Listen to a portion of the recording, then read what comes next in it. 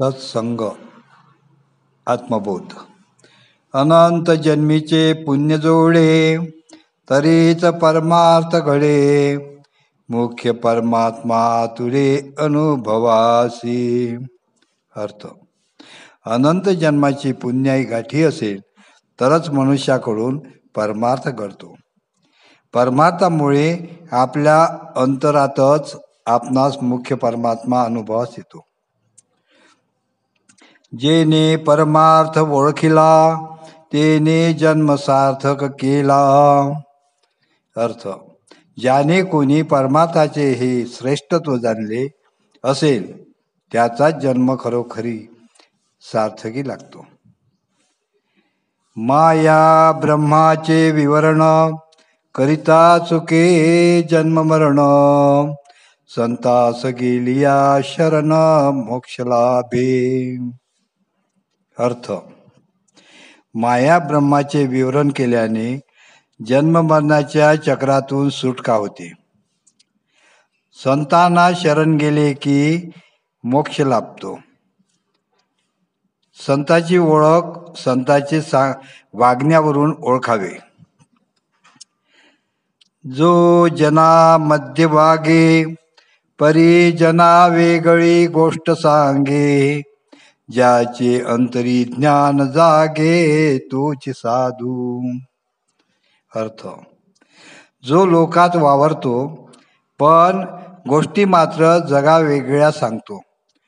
ज्याच्या अंतरात आत्मज्ञान सदैव जागृत असेल तो साधू होय. आधी देवास ओळखावे, मग अनन्य भावे भजावे. अखंड ध्यानची धरावे, सर्वोत्तमाचे. अर्थ: प्रथम देवाला ओळखावे आणि मग अनन्य भावाने त्याला भजावे. त्या सर्वोत्तमाचे अखंड ध्यान धरावे.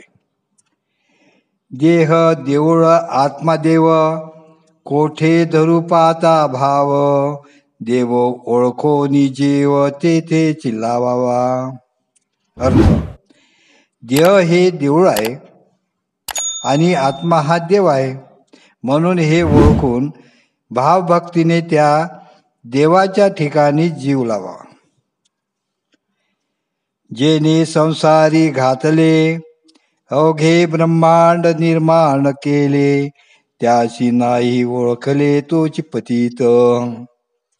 अर्थ: ज्याने आपल्याला या संसारात जन्मास घातले, ज्याने अवघे ब्रह्मांड निर्माण केले, त्या परमात्म्यास ओळखले नाही, तो पतित जाणावा. मनोनी देव ओळखावा, जन्म सार्थकी लावावा. न कळे तरी सत्संग धरावा, म्हणजे कळे. जो जाणेल भगवंत, तया नाव बोलजे संत. जो साक्षात शाश्वत आणि अशाश्वत निवाडा करी. सोहम आत्मा स्वानंद घन, अजन्मा तो तूच जाण. हेची साधूचे वचन, सुदृढ धरावे. अर्थ: सोहम म्हणजेच स्वानंदघन आत्मा, तोच मी आहे. तो अजन्मा असून तो तूच आहेस हे जाणावे. हेच साधूचे वचन अंतरात सुदृढ धरावे. भगवद्गीता अध्याय 2 श्लोक 23. नैनम छिंदती शस्त्राणि, नैनम दहती पावकः. न चैन क्लोदयन्तुपो, न शोषयन्ति मारुत. अर्थ: हा आत्मा कधी शस्त्रांनी छेदले जात नाही. अदाह्य म्हणजे अग्नीने जळत नाही. अक्लेद्य म्हणजे जे पाण्याने भिजत नाही, ते परब्रह्म होय.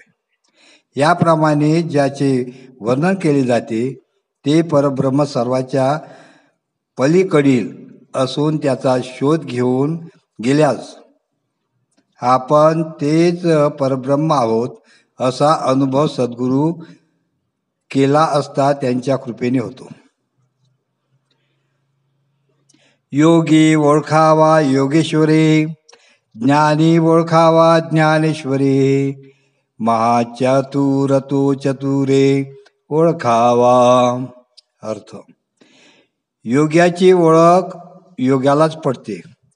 जो श्रेष्ठ ज्ञानी असेल तोच दुसऱ्या ज्ञानी माणसाला ओळखू शकतो. जो अत्यंत चतुर असेल तो चतुर माणसाची पारख करू शकतो. जय गुरु.